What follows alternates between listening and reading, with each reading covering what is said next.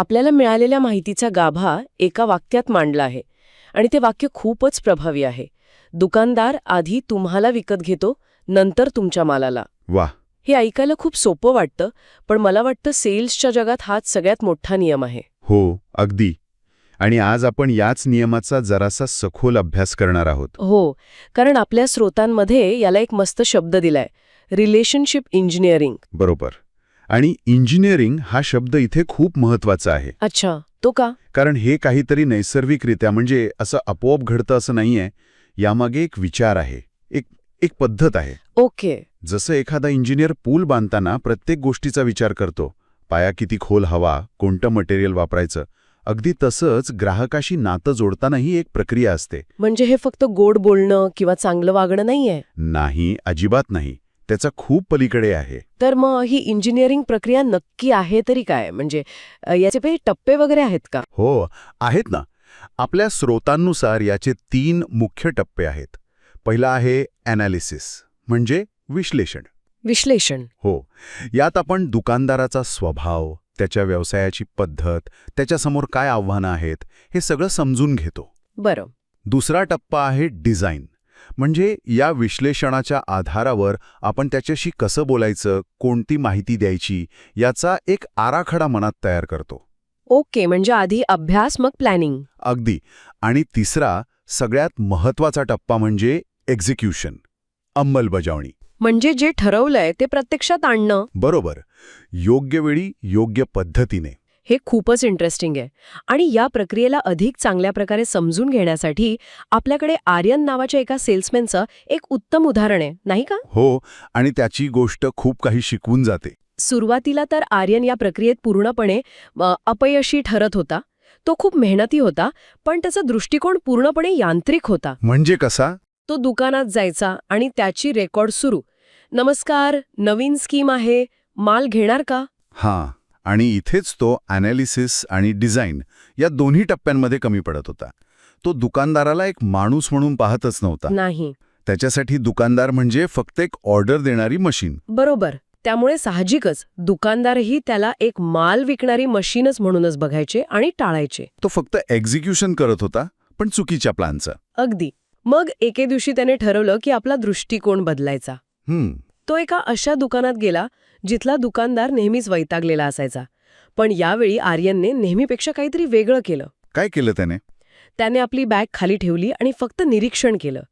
त्याने पाहिलं की दुकानदार वहीत काहीतरी हिशोब करतोय आणि त्याच्या चेहऱ्यावर प्रचंड ताण आहे. आणि इथे त्याने रिलेशनशिप इंजिनिअरिंगचा पहिला टप्पा यशस्वीपणे पूर्ण केला, ॲनालिसिस.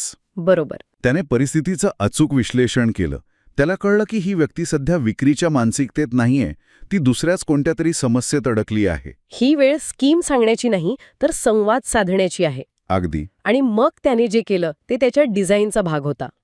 त्याने आपली बॅग उघडलीच नाही, तो दुकानदाराजवळ गेला आणि अगदी सहजपणे म्हणाला, काय? काका, हिशोब नंतर करा, आधी थोडं पाणी प्या, तुम्ही खूप तणावात दिसत आहात.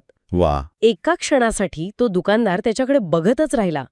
त्याला सवयच नव्हती याची. आणि हे होतं परफेक्ट एक्झिक्युशन. एका छोट्याशा वाक्याने त्याने व्यावसायिक नात्याच्या पलीकडे जाऊन एक मानवी नातं जोडण्याचा प्रयत्न केला. त्याने काही विकलं नाही, पण त्याने विश्वास विकत घेतला. स्रोतांमध्ये म्हटल्याप्रमाणे त्याने हृदयाचं कुलूप उघडलं. आणि एकदा ते उघडलं की बाजाराचं रहस्य आपोआप उलगडतं. हो, आणि त्या दिवशी त्याला फक्त ऑर्डरच मिळाली नाही, तर एक कायमचा ग्राहक मिळाला. आर्यनची ही गोष्ट म्हणजे या संकल्पनेचं एक उत्तम उदाहरण आहे. पण हे काही जादू नाहीये ना? नाही, यामागे एक पद्धत आहे. हो, आणि आपल्या स्रोतांमध्ये ही जादू प्रत्यक्षात आणण्यासाठी तब्बल 12 प्रभावी मुद्दे दिले आहेत. हे 12 मुद्दे म्हणजे जणू काही या इंजिनिअरिंग प्रक्रियेची हत्यारं आहेत. बरोबर. पण या 12 मुद्द्यांकडे बारकाईने पाहिलं की लक्षात येतं की ते 3 मुख्य धोरणांभोवती फिरतात, असं आपण त्यांना गटांमध्ये विभागू शकतो. अच्छा, म्हणजे ही 12 हत्यारं 3 मोठ्या गटांमध्ये येतात. कोणती आहेत ती धोरणं? पहिलं धोरण आहे वैयक्तिक ओळख निर्माण करणे, पर्सनल रेकग्निशन. ओके. यात समोरच्या व्यक्तीला आपण एक स्वतंत्र व्यक्ती म्हणून महत्त्व देतो. दुसरा आहे परिस्थितीचं भान ठेवणे, सिच्युएशनल अवेअरनेस. योग्य वेळी योग्य गोष्ट करणं. अगदी. आणि तिसरं आणि सर्वात महत्त्वाचं, मूल्यवृद्धी करणे, व्हॅल्यू ॲडिशन. म्हणजे केवळ माल न विकता त्याच्या व्यवसायात काहीतरी भर घालेणं. चला तर मग या धोरणांवर एक एक करून बोलूया. पहिलं, वैयक्तिक ओळख निर्माण करणे. यात नावाची शक्ती हा एक मुद्दा येतो. म्हणजे दुकानदाराला त्याच्या नावाने हाक मारणे. हो. पण आपल्या संस्कृतीत अनेकदा आपण मोठ्या दुकानदारांना काका किंवा मामा म्हणतो. तर मग थेट नाव घेतल्याने नातं जवळचं होतं की ते जरा जास्तच औपचारिक वाटू शकतं? हा खूप चांगला प्रश्न आहे आणि इथेच ते ॲनालिसिस महत्वाचं ठरतं. अच्छा. जर दुकानदार तरुण असेल किंवा आपल्या वयाचं असेल तर त्याचं नाव आदराने घेणं नक्कीच एक वैयक्तिक स्पर्श देतं. पण जर ते वयस्कर असतील आणि काका किंवा शेठ या नावाने ओळखले जात असतील तर तीच हाक मारणं जास्त योग्य ठरू शकतं.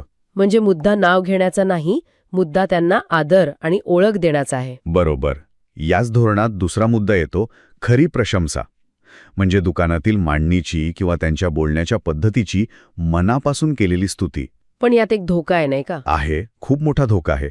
खोटी स्तुती आणि खऱ्या प्रशंसेतला फरक लोकांना लगेच कळतो. हो, ते तर आहे.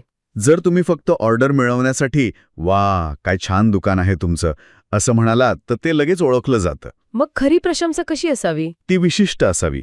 उदाहरणार्थ, "काका, तुम्ही ज्या प्रकारे नवीन आलेला माल लगेच डिस्प्लेला लावता ते खरंच खूप प्रभावी आहे.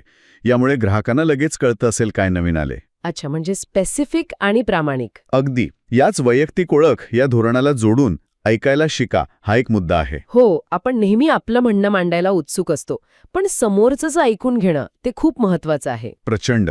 सेल्समॅन अनेकदा आपली स्क्रिप्ट पाठ करून येतात, पण यशस्वी रिलेशनशिप इंजिनियर आधी ऐकतो. तो काय ऐकतो? दुकानदार काय सांगतोय, त्याच्या समस्या काय आहेत, बाजारात काय चाललंय, याबद्दल त्याचं मत काय आहे, हे ऐकल्याने आपल्याला त्याच्या गरजा कळतात. आणि मग आपण त्याला योग्य उत्पादन सुचवू शकतो. बरोबर. ऐकणं म्हणजे डेटा गोळा करणं. या डेटामुळे आपलं डिझाईन अधिक अचूक बनतं. आता दुसऱ्या धोरणाकडे वळूया. परिस्थितीचं भान ठेवणे, सिच्युएशनल अवेअरनेस. हो. आर्यनच्या उदाहरणात हेच तर दिसलं. त्याने दुकानदाराचा तणाव ओळखला. यालाच आपल्या स्रोतांमध्ये स्मार्ट निरीक्षण असं म्हटलं आहे. अगदी. स्मार्ट निरीक्षण म्हणजे दुकानात शिरल्या शिरल्या आपलं काम सुरू न करणं. थोडं थांबून परिस्थितीचा आढावा घेणं. हो. दुकानात गर्दी आहे का? दुकानदार दुसऱ्या फोनवर बोलतोय का? तो मालाचा हिशोब लावतोय का? हे पाहणं गरजेचं आहे. आणि जर तो कामात असेल तर शांतपणे थांबणं किंवा "मी नंतर येतो" असं सांगून निघून जाणं हे त्याच्या वेळेचा आदर करण्यासारखं आहे. ही एक प्रकारे नात्यामध्ये केलेली गुंतवणूक आहे. याला जोडून दबावमुक्त विक्री हा एक मुद्दा आहे. म्हणजे जर दुकानदाराकडे आधीच माल भरलेला असेल तर त्याला आणखी माल घेण्यासाठी जबरदस्ती न करणे. पण सेल्समध्ये तर टार्गेटचं प्रेशर असतं, मग ऑर्डर न घेता परत येणं हे प्रॅक्टिकल आहे का? इथे शॉर्ट टर्म फायदा आणि लाँग टर्म नातं यात निवड करायची असते. अच्छा. तुम्ही जबरदस्ती करून आज एक ऑर्डर मिळवाल, पण पुढच्या वेळी तो दुकानदार तुम्हाला टाळेल. हे खरं आहे. या उलट जर तुम्ही म्हणालात, "अरे वा, तुमच्याकडे तर भरपूर स्टॉक दिसतोय, चांगली गोष्ट आहे, मी फक्त भेटायला आलो होतो, पुढच्या आठवड्यात येतो," तर तुम्ही त्याचा विश्वास जिंकता. पण हे करायला आत्मविश्वास लागतो. नक्कीच. जे हे करतात तेच बाजारात टिकतात. खरंय. आणि पक्का वादा हा मुद्दा सुद्धा याच धोरणाचा भाग आहे. म्हणजे दिलेलं वचन पाळणं. हो. आणि वचनं नेहमी मोठी नसतात. "मी तुम्हाला पुढच्या वेळी त्या नवीन स्कीमची माहिती नक्की देईन" किंवा "मी तुमच्यासाठी त्या उत्पादनाचं सॅम्पल घेऊन येतो" असं छोटंसं वचनही खूप महत्वाचं असतं. आणि जेव्हा ते आपण आठवणीने पूर्ण करतो तेव्हा तुमची विश्वासार्हता वाढते. विश्वास हा छोट्या छोट्या गोष्टींमधूनच तयार होतो. आता तिसऱ्या आणि माझ्या मते सर्वात शक्तिशाली धोरणाकडे येऊया. मूल्यवृद्धी करणे, व्हॅल्यू ॲडिशन. हो. यात एक खूप छान मुद्दा आहे, माहितीचा आहेर.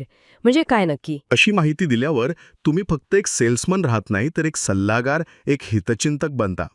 तुम्ही त्याच्या व्यवसायाच्या वाढीबद्दल विचार करत आहात हे त्याला जाणवतं. यामुळे तर नात्याचा स्तरच पूर्णपणे बदलून जातो. तुम्ही एक विक्रेता न राहता त्याचे एक स्ट्रॅटेजिक पार्टनर बनता. अगदी अचूक शब्द वापरलात. हे तर सोशल कॅपिटल तयार करण्यासारखं आहे. बरोबर. तुम्ही विश्वासाचं आणि चांगुलपणाचं डिपॉझिट जमा करत राहता. जेणेकरून भविष्यात तुम्हाला जेव्हा गरज असेल तेव्हा तुम्ही सेल्सच्या रूपात ते काढू शकता. परफेक्ट. आणि याच व्हॅल्यू ॲडिशनमध्ये अजून एक सुंदर मुद्दा आहे. तो म्हणजे सणासुदीच्या काळात ऑर्डरची अपेक्षा न ठेवता फक्त शुभेच्छा देण्यासाठी जाणं. हो, हे तर खूपच प्रभावी असेल. दिवाळीत किंवा ईदच्या वेळी फक्त एक मिठाईचा बॉक्स घेऊन "साहेब, शुभेच्छा द्यायला आलो तो" असं म्हणून भेटणं याचा जो प्रभाव पडतो तो शेकडो स्कीम्स सांगूनही पडत नाही. या सगळ्या मुद्द्यांच्या शेवटी उत्तम निरोप हा एक महत्वाचा मुद्दा दिला आहे. ऑर्डर मिळो किंवा न मिळो, दुकानातून बाहेर पडताना चेहऱ्यावर स्मितहास्य ठेवून निरोप घ्या. हे का महत्वाचं आहे? कारण तुमची शेवटची छाप लक्षात राहते. अच्छा. जर ऑर्डर नाही मिळाली आणि तुम्ही चिडलेला किंवा नाराज चेहरा करून बाहेर पडलात तर पुढच्या वेळी तुमच्यासाठी दार बंद होण्याची शक्यता असते. पण जर तुम्ही हसून म्हणालात, काही हरकत नाही, पुढच्या वेळी बघू, तुमचा दिवस चांगला जाओ, तर तुम्ही एक सकारात्मक ऊर्जा मागे सोडून जाता. तुम्ही हे दाखवून देता की तुमच्यासाठी नातं हे ऑर्डरपेक्षा मोठं आहे. या चर्चेतून एक गोष्ट स्पष्ट होतीये. ही 12 हत्यारं आणि 3 धोरणं वापरून कोणताही सेल्समन एक रिलेशनशिप इंजिनियर बनू शकतो. नक्कीच. आपल्या स्रोतांमध्ये काही भन्ना टोळी आहेत ज्या या सगळ्याचं सार एका वाक्यात सांगतात. एक आहे, ऑर्डर एक कागद आहे, पण नातं एक वारसा आहे. सुंदर. मला दुसरी एक ओळ खूप आवडली. विक्रेता तो जो पिशवी उचलतो, जादूगार तो जो दुकानदाराचा भाऊ बनतो. वाह. यात सगळं आलं. जेव्हा तुम्ही व्यावसायिक संबंधांच्या पलीकडे जाऊन एक मानवी, भावनिक नातं तयार करता, तेव्हा स्पर्धा, किंमत या गोष्टी गौण ठरतात. आणि तुमचं स्थान त्या दुकानदाराच्या मनात आणि त्याच्या दुकानात पक्क होतं. बरोबर. तर आजच्या या सखोल चर्चेतून आपण काय शिकलो? विक्रीचं जग हे केवळ आकडे, टार्गेट आणि उत्पादनांपुरतं मर्यादित नाही. नाही. ते माणसांना माणसांशी जोडण्याबद्दल आहे. रिलेशनशिप इंजिनिअरिंग हा काही रॉकेट सायन्स नाही, तर ती एक कला आहे.